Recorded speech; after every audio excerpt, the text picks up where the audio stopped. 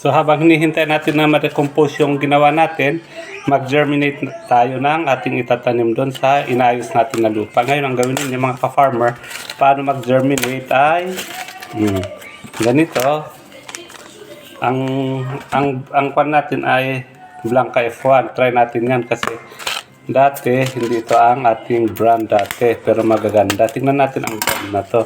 Ngayon, kung makikita ninyo, tingnan natin kung ilang piraso to.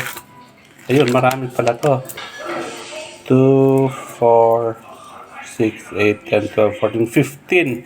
So, ang gagawin ninyo mga ka-farmer para madali ang germination, kumuha kayo ng tela.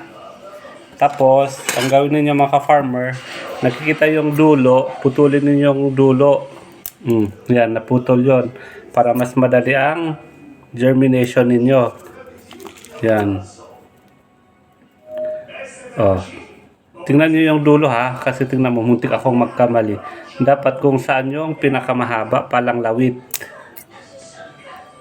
Tanggalin niyo yon.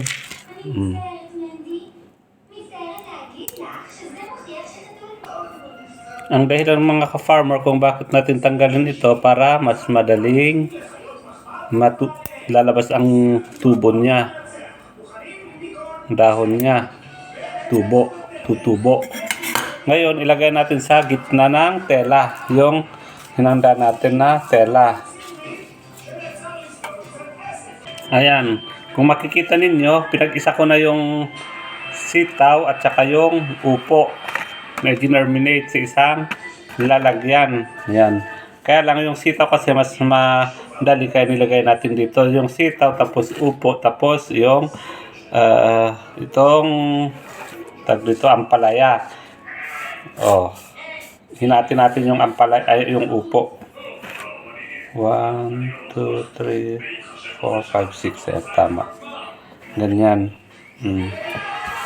Ganyan ninyo na. I-fold na ganyan. Tapos, ganyan.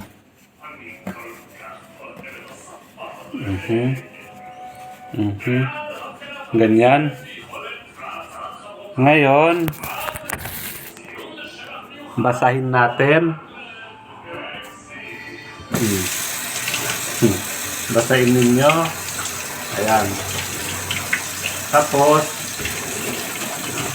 kuha kayo ng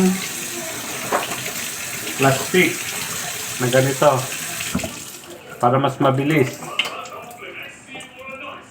Ilagay mo sa plastic.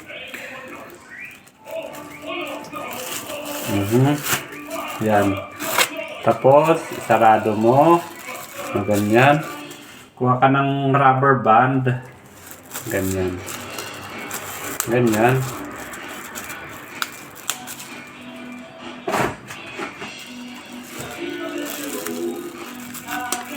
Ayan. Tapos iwan mo ng ilang araw.